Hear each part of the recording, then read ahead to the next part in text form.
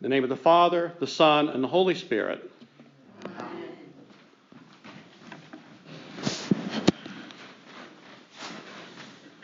Well, our reading today from the book of Azariah follows three figures who originally appear in the book of Daniel. And it follows them as they're thrown into the fiery furnace by Nebuchadnezzar, the king of Babylon. As they walk through the flames, they begin singing this song of praise to God that we hear a portion of today. And as I say, this is just a small portion we have. For some of us, it might actually be familiar as one of the canticles in the morning prayer office. I say it every Saturday. It's one of my favorites, actually, because it really lifts up all of creation and shows how God's praises are sung through creation. Bless the Lord, mountains and hills, sing praise and highly exalt him forever. Bless the Lord, seas and rivers, sing praise and highly exalt him forever. Bless the Lord, you whales and all that swim in the waters, sing praises to him and highly exalt him forever. Essentially, if we were to read that complete canticle, that whole book, which comprises the canticle, we would offer praise for all of creation. It's divided up into three sections. And we would recognize the gift that God gives us in creation. And I think that's one of the things that has always drawn my attention to that, and one of the aspects of today's feast that means a lot to me. Because it reminds me of how very present God is to us in the world through which we walk. When I saw that this was our reading today for the Feast of St. Cecilia, I was especially pleased because hers was a life of continual praise, even in the midst of suffering and turmoil. And if you listen to the collect for the day, that's what it was directed towards, that we were able to sing our praises, sing God's praises, even in the face of adversity. Cecilia lived in the 3rd century during a time of persecution among Christians. And like many of those saints of the early church, the details of her story are a mixture of fact and fiction, of fact and legend.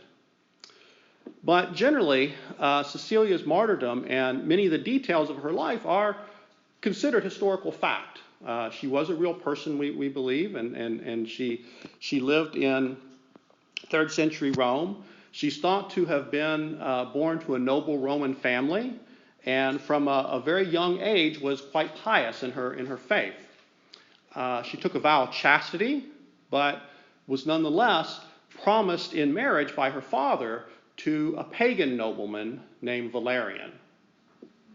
So, as you can imagine, she was quite distraught by this. And all during the wedding, as the musicians played, it says that she sat apart from everything and sang in her heart to the Lord. She's also, in some other sources, said to have sang a song of praise to the Lord as she died, as she's facing her execution. But both of these episodes are attributed to her being named patroness of musicians. And when the time for marriage, when it came to be time for the marriage to be consummated, Cecilia told Valerian that an angel of the Lord watched over her and would punish him if he sexually violated her, but would love him if he respected her virginity.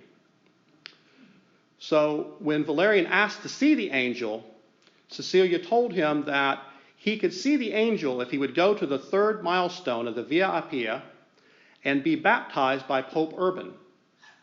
And so he did. That's true love, I think. So he did this, and he came back, and when he returned, it said that he saw an angel standing beside her, holding over her head a crown of roses and lilies. And so he had this vision, and so as she predicted, he was able to see the angel. And he was a Christian then. So later in her life, Valerian was executed. She was facing execution. The legend says that after being struck 3 times on the neck with a sword, she lived 3 days, and then she eventually died. But before her death, she'd asked the Pope that her home be converted into a church. And indeed, there is a church called Santa Cecilia that was founded in the 4th century in Trastevere section of Rome. And it's thought to be the site on which her house was. There are records saying that a woman named Cecilia lived in the house that was there. So this is the historical aspect that we can link her to. But over the centuries, there have been lots of music and poems that have been written in dedication to Cecilia. And for me, the ones that I've been looking at, they really serve to exemplify a foundational aspect of not only her faith, but our faith, I think. That the practice of blessing, the blessing that she offered, the blessing that we offer even in the readings that we have today, blessing is first and foremost about opening our eyes so that praise and thanksgiving arise often and spontaneously. And as I think about music and I think about her role as the patron saint of musicians, I think about how there are often moments in our lives when song does arise spontaneously from us, or when music, and I think all of us have experienced this here, even in this space, when we just feel lifted up by the music and we're just carried along. And it's a way for the soul to be offering praise that is at once very much present in our earthly world, but also at one with the heavens and at one with God. And as I was reading again some of the things and listening to some of the works that have been dedicated to her, that's very apparent. The legends surrounding Cecilia paint a picture of a woman who carried this song of praise in her heart, and it allowed her to offer that blessing or be present to God's blessings for her in the most horrific situations, the things that I think many of us could look at and just shudder at the thought of and think there's no hope here, but Cecilia was able to find hope, to find God's blessing even in the worst. Much like the 3 men in our reading today from Azariah, who sing praises to God as they walk through this fiery furnace that they've been thrown into for refusing to offer sacrifice to the king, the praise and thanksgiving arose from Cecilia's heart spontaneously and with a great sense of thanksgiving. And it's interesting to me as I heard Jim reading that today and thinking about it in terms of these 3 men walking through this fiery furnace, it took on a whole different meaning, because I think often when I read this or I say this canticle myself, as it's printed in the prayer book, it's not really contextualized in the sense that these men are walking through this fiery furnace. It's something that lifts up creation, but we don't really know the circumstances. It's not contextualized in this same way. But when we begin with this line, as they walk through the furnace and we see all these praises that they're singing, it puts a whole new spin on it. And I think that's the beauty of this feast of St. Cecilia today, is that she did something very similar, is that she represents something very similar for us in a flesh and blood person who went through much in her life. She saw God's glory all around her, and she was able to recognize that in the midst of whatever it was that she was going through.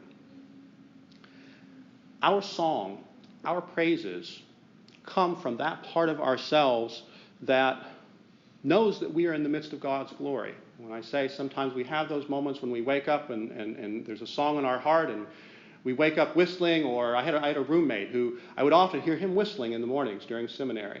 And that was just like such a way. It was like a reminder for me that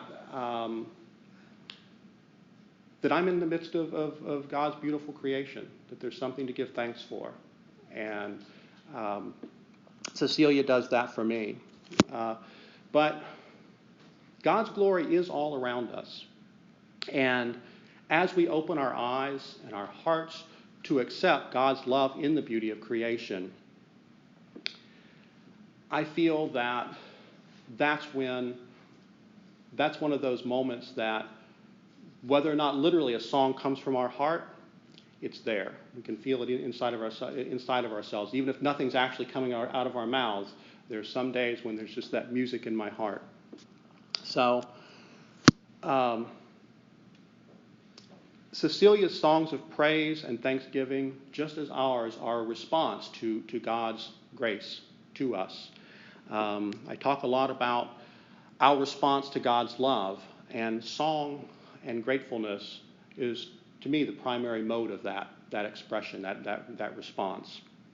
So may we all cultivate the sense of praise and thanksgiving that was so abundantly offered in Cecilia, in her life. And may we all offer our voices in praise and blessing as we go into the world with thankful hearts, which I think is especially present to us as we are about to celebrate the Eucharist, and we're on the eve of our national holiday, Thanksgiving. So Thanksgiving is in the air. Amen.